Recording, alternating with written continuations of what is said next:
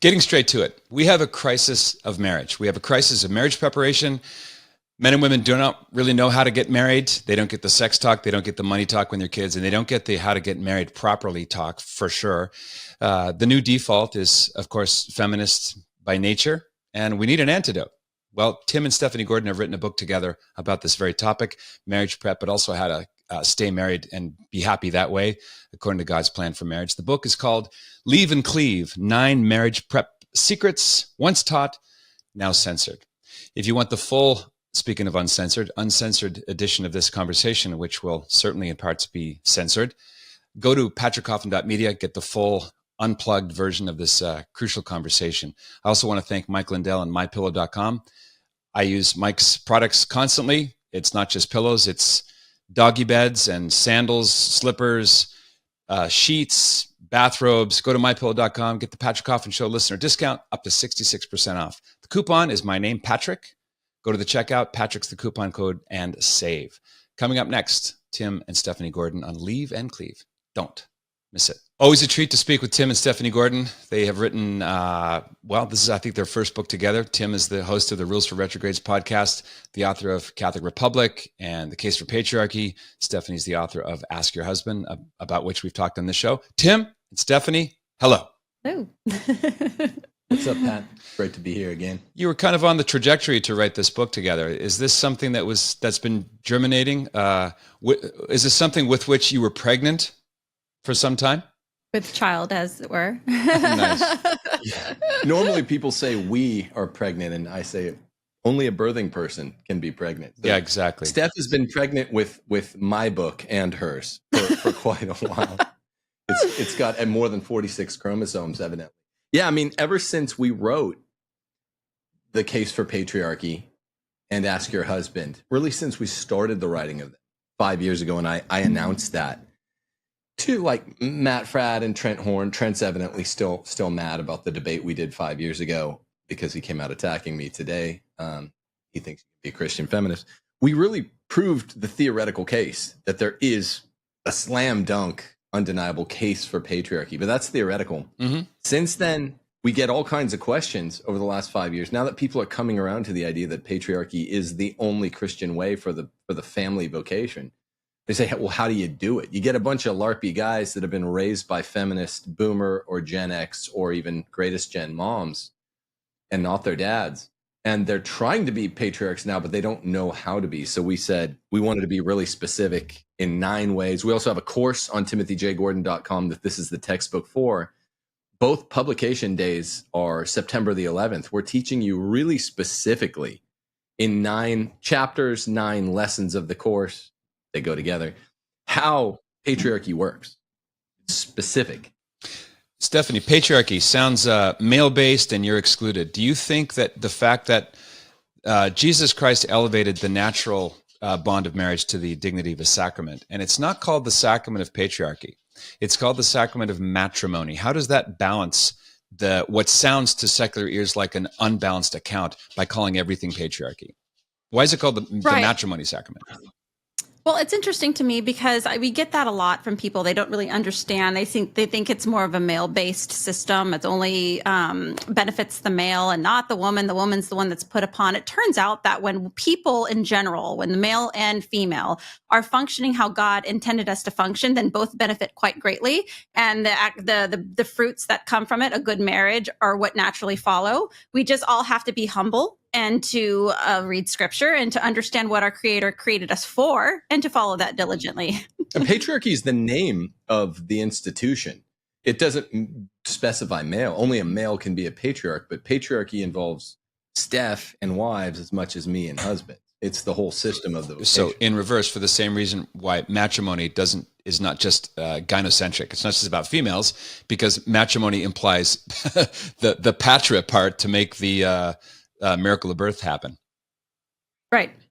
Exactly. So let's just dig into the title. I want to jump through some of the chapters and the specific things that you treat with humor and aplomb, especially your stuff on how to argue well. But do you think that marriage suffers because both men and women haven't mastered first of all, what leaving really means. You leave your parents' house, you leave their authority, especially the authority of the father, and then you become one with your spouse. Do you think that a lot of couples have their foot in both camps? They don't want to burn their boats. They want to kind of stay. They want to stay with the childhood extended, kind of the endless juvenilization. What's the word? The endless adolescence world, right?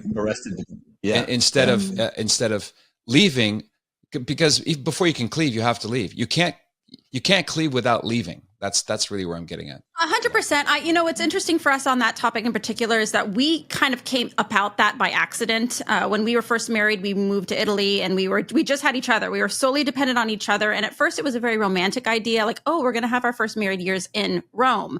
But what we found afterwards, being married nearly 20 years, is that time in Rome really gave us the foundation to weather any and all storms that we have since received. And it actually grew our relationship in a way that was absolutely fundamental to growing a true patriarchal household, but also that each individual person can get closer to God. Being able to rely solely on each other was an absolutely indispensable first step for our marriage. Yeah, and I would add that we kind of learned experientially when I returned after years away from teaching at Catholic school for the second stint, how much arrested development was being baked into the cake in the high school college system, particularly in America, that it was arrested development simpliciter. The parents wanted students to basically be considered little boys and little girls until they graduated college. They didn't want me or Steph through me advising high school graduates that the most valuable thing they can come away with in high school is a good husband or wife. Even if you're not married yet, you ought to. This is the best time to select a husband or a wife before everyone's morally corrupted, before everyone's been jaded, before everyone's been sort of played out. And you're never outside of college, which really isn't a great place to meet a spouse because of all the crazy, the debauchery happened. Yeah. It's not a great place to meet a spouse. You can do it, but it's really high school is the best place to meet a spouse. And then secondarily, college. After that, you're just in the workforce, which with only feminist women by definition, it's not at all a great place to meet a spouse. You're going to be 40, 50 without a spouse. Parents didn't like this because they wanted girls to be 30 before they would date. They wanted to be brought in and control the vocations of, really limit the vocations of their sons and daughters. So we started realizing the degree to which our first chapter of this book, our first lesson of the One Flesh course, was necessary. You absolutely have to be an island and leave and cleave. You have to leave conceptually your mother and father's family. That's always true. It's especially true when your parents are boomers or Gen X, which are just baby boomers. You don't have to be so hurtful, but go on with your story, bro. You're a cusper. Better than a crisper. Fair enough. A lot of the advice that you lay down in the book is based not only on your experience as a married couple, but also you're reflecting or you're rejuvenating the default setting. There's a book you cite, I think it's by Father Jerry Kelly, A Catholic Marriage Manual, 1958. That is like every citation from that book is a window onto the default normal pre-1962. But now the Overton window with respect to what marriage is and what the expectations are has shifted so far toward the feminist end of the spectrum that now you seem like a kooky radical. The ground has shifted under you in the last 60 years. No, that book was a great find. One of the more prolific critiques we received each for our patriarchy books, mine for females, Tim's for males, was that it didn't have the imprimatur or the nihil obstat. And some of our critics were saying, well, the church would never endorse this. Well, it turns out that the church did endorse mostly everything that we say about marriage in a shinier time in church history. And just happening to go through some vintage books, we found a precise manual on marriage that actually has the Nihil obstat and imprimatur. And so we were just like, want to throw that out there. We're like, we found this. They're saying this priest is saying exactly what we're saying and was not shy about it and got the Nihil obstat and imprimatur. So that book is frequently cited throughout ours. Yeah, it's as binary as can be. That previous, it's ironic that the book is 1958.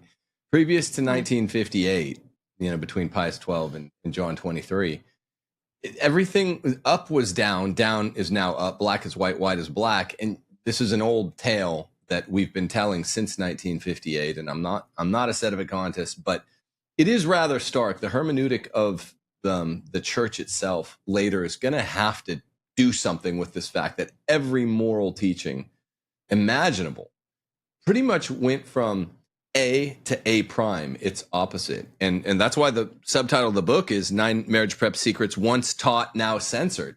It's just what was once dogma and remains dogma is now soft, colloquial anti-dogma. So we're just like Ed Fazer once told me and my friend Chris Plants about his excellent death penalty book with Joseph Bissett.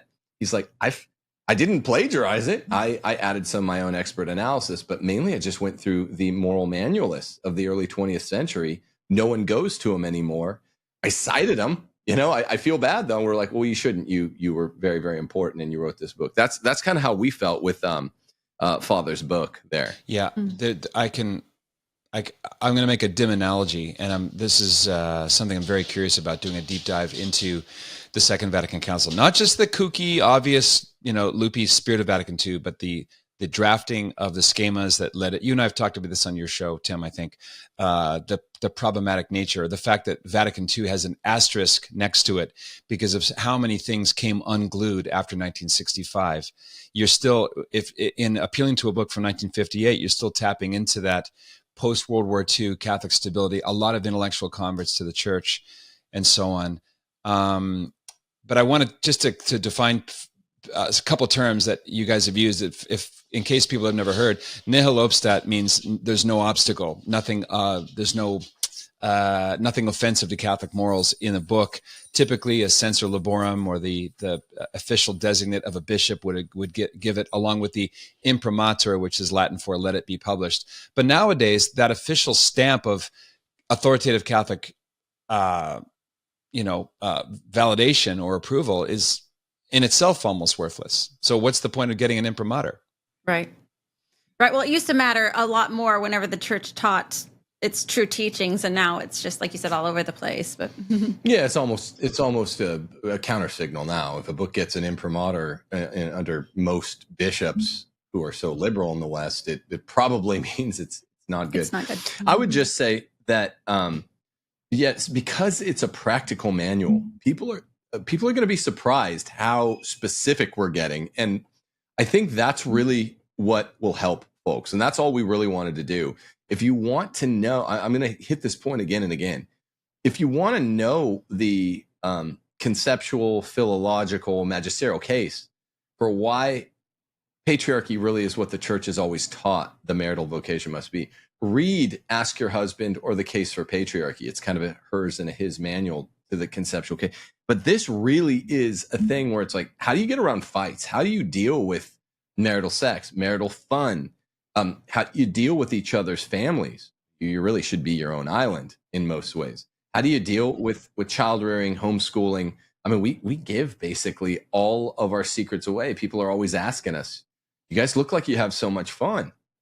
We do. It's amazing. And yet, because of something called the Moon-Beasley complex. That was my first question. So it's chapter 1. Chapter 2 is the unsexy Puritan bedroom ethos doesn't work. What's the Moon-Beasley complex for, cusping boomer Gen X people who might not be following along? Go ahead.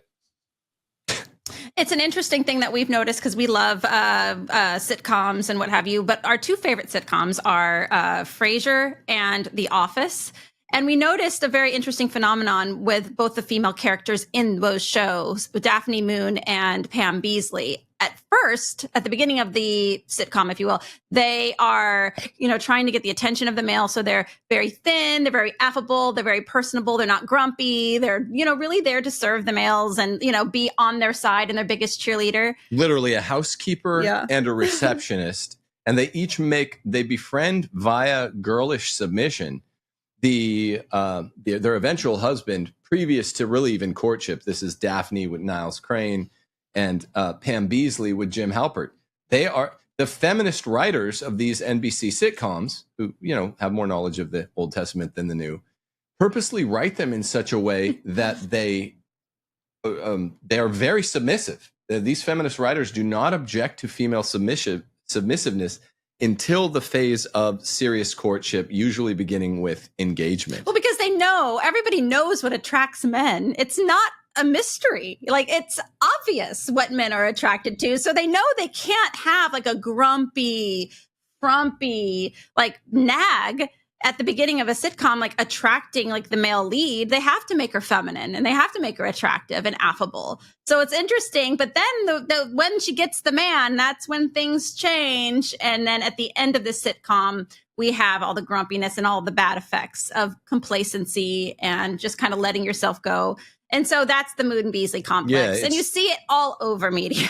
Well, you see it all over life. Yeah. It really is the art that life now mimics out in the suburbs with men who many of everyone's neighbors, many of everyone's workmates who just say marriage is hell, happy wife, happy life. You take a walk after dinner to get away from your wife. I'm like, I take a walk after dinner with my wife. I want as much time alone with her as I can get. Moon Beasley complex has that inflection point, usually at engagement, going through marriage, where she turns from, basically the premarital phase is sexy and filled with premarital sex. And the marital and postmarital phase is absolutely unsexy and devoid of sex. That's really, properly speaking, the Moon Beasley complex. And you hate each other, and the woman is a fat shrew. Do you remember the comedian Sinbad? Yes. Yes, I do. He has this Great thing dude. about a friend of mine, may he rest in peace. I used to see Sinbad at his kids' soccer games all the time. Just a prince of a guy. He had this bit about his fiance when she was so sweet, so submissive, prayerful woman, loves the Lord, and just, yes, honey, no, honey, how can I serve you? Just so sweethearted little angel. And he says, you should see our wedding video. As soon as I say, I do, and she says, I do, she says on video in front of the preacher and the whole crowd, now some things got to change around here. Just out of the blue. So it's just that. It's Moon Beasley.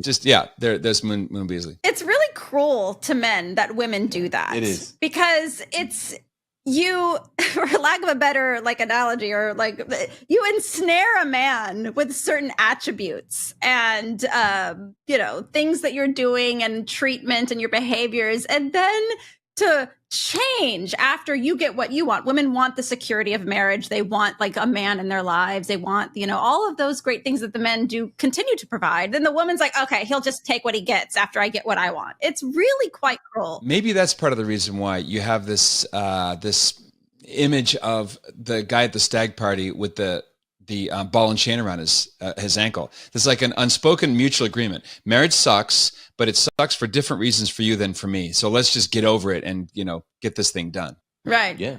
Yeah. Right. Absolutely. It's true. So let's talk about dating and how dating has become an end in itself, even among conservative Catholics. Oh, I'm dating this girl. How long have you been dating? Oh, a couple of months.